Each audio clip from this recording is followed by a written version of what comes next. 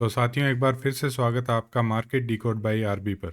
Last week मैंने आपको जितनी भी वीडियो बनाई है सब में मैंने आपको बोला था कि अपसाइड का टाइम नहीं है और 23,000 का लेवल निफ्टी ब्रेक कर सकता है। और आज फाइनली मार्केट ने 23,000 के नीचे क्लोजिंग दे दी।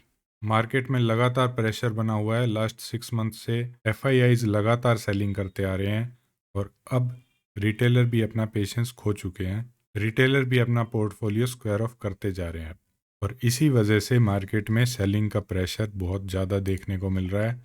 और आज की ब्रेथ बिल्कुल भी अच्छी नहीं है, जो ये शो कर रही है कि आगे आने वाले टाइम में और भी प्रॉब्लम देखने को मिल सकती है। तो चलिए आज के मार्केट के बारे में चर्चा करते हैं, एक एक चीज़ को बड़ी बारीकी से सीखते हैं, समझते हैं। बस बने रहिए आप वीडियो के अंत तक। तो आज 352 स्टॉक ऐसे हैं जो पॉजिटिव क्लोज होने में सक्सेसफुल रहे और 2535 स्टॉक ऐसे हैं जो आज डाउन क्लोज हुए हैं और 68 स्टॉक फ्लैट क्लोज हुए हैं। अपर सर्किट में रहे 29 स्टॉक और लोअर सर्किट की संख्या बहुत ज़्यादा है, 424 स्टॉक ऐसे हैं जो लोअर सर्किट में क्लोज हुए। टॉप गेनर में ब्रिटानिया 1.5% के साथ क्लोज हुआ और आईसीआईसीआई बैंक 1.33% के साथ टॉप गेनर में रहे। टॉप लूजर देखें तो HCL टेक -4.59% के साथ और टेक एम -4.18% के साथ नेगेटिव क्लोज हुए हैं।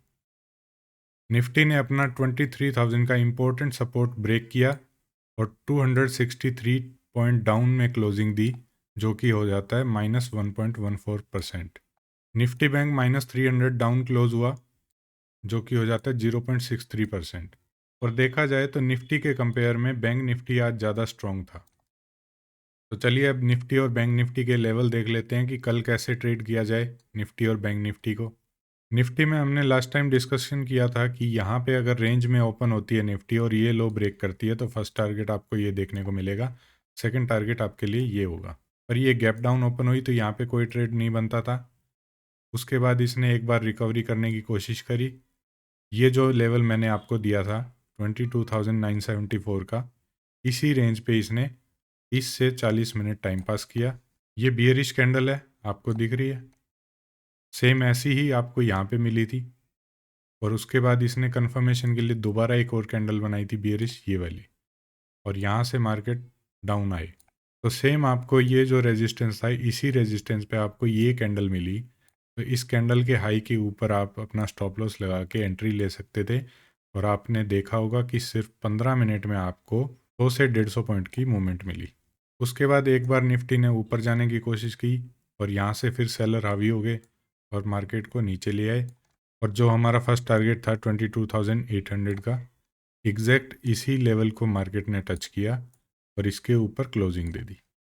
अब बात कर लेते हैं कि कल निफ्टी में क्या कर सकते हैं और क्या आपके लेवल रहेंगे। तो अगर निफ्टी कल फ्लैट ओपन होती है यहीं पे, तो जैसे ही ये लो ब्रेक करती है, ये आज का लो है, तो जैसे ही निफ्टी 22,784 के लेवल को ब्रेक करती है तो आपको 22,700 देखने को मिलेगा। और इस लेवल के नीचे भी अगर निफ्टी सस्टेन करती है तो नेक्स्ट टारगेट आपके लिए इंट्राडे में 22,600 का होगा। ज़रूरी ये है कि निफ्टी फ्लैट ओपन हो और इस लेवल को ब्रेक करते हुए नीचे जाए, तो आपको एक शार्प सेलिंग देखने को मिल सकती है।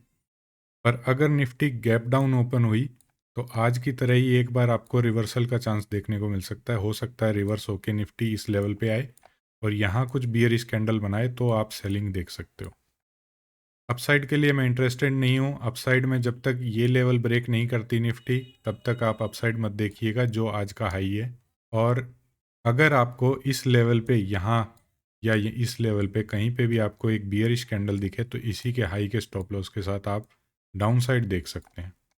तो ये थे लेवल निफ्टी के बारे में। अब बैंक निफ्टी को देख लेते हैं कि बैंक निफ्टी में कल क्या कर सकते हैं। बैंक निफ्टी निफ्टी के कंपेयर में मुझे स्ट्रॉन्ग लग रही है। ओपनिंग तो नीचे हुई थी इसकी 48,000 से नीचे, पर उसके बाद में इसने पूरा दिन 48,000 को मेंटेन रखा है और 48,000 के ऊपर ही क्लोजिंग आई है।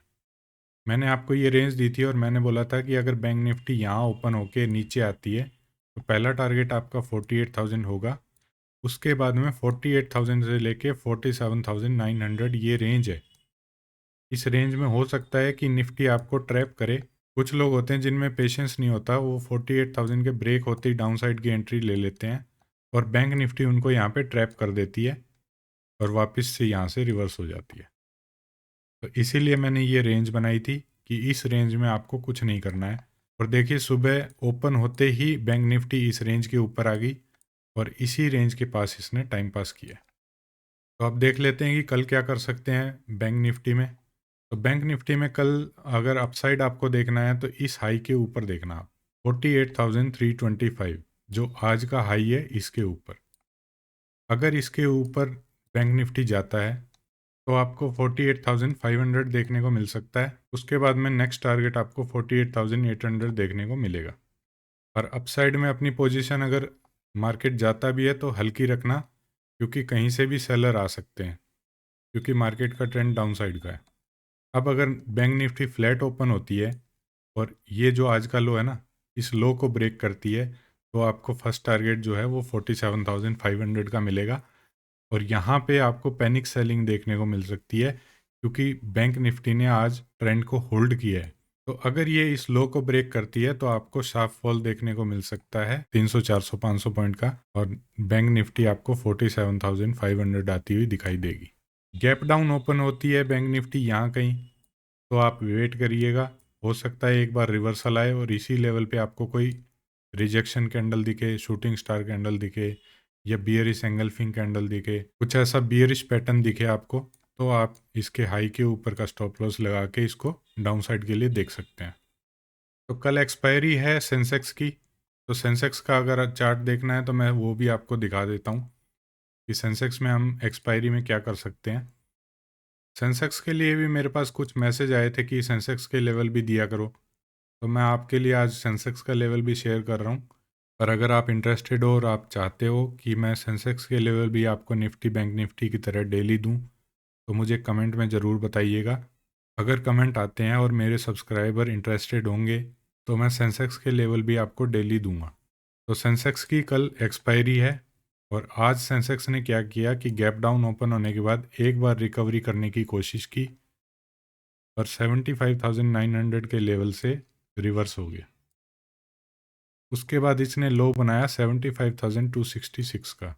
तो अब कल क्या कर सकते हैं कि कल अगर सेंसेक्स फ्लैट ओपन होता है इसी रेंज में, उसके बाद में इसने इस लो को ब्रेक कर दिया 75,266 का लेवल, तो आपको ये 75,000 देखने को मिलेगा। ये 200-300 पॉइंट आपको आराम से मिल जाएंगे। और 75,000 पे एक साइकोलॉजिकल लेवल है, इसलिए ये ज़रूर ध्यान रखिएगा, अगर आपने यहाँ से एंट्री बनाई है तो इस लेवल पे प्रॉफिट ज़रूर बुक कर लीजिएगा।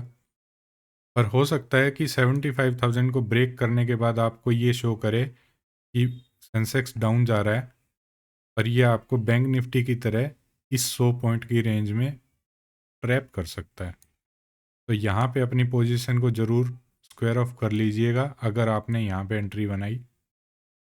और अगर स्क्वायर ऑफ नहीं करना तो ट्रेलिंग स्टॉप लॉस ज़रूर रखिए और अपने रिस्क मैनेजमेंट के साथ काम करिए, क्योंकि अभी बजट का टाइम है और वॉलेटिलिटी बहुत ज़्यादा हाई है और ऑप्शन के प्रीमियम भी आपको बहुत ज़्यादा हाई प्रीमियम मिल रहे हैं। तो ऑप्शन में हाथ जला लोगे, कुछ नहीं मिलेगा। नेकेड ऑप्शन बाइंग तो बिल्कुल मत करना। करना चाहो तो हेजिंग करो, और हेजिंग की आपको नॉलेज नहीं है तो कमेंट बॉक्स में बताइए। आने वाले टाइम में हेजिंग की एक से बढ़कर एक स्ट्रेटेजी आपके साथ शेयर करूँगा।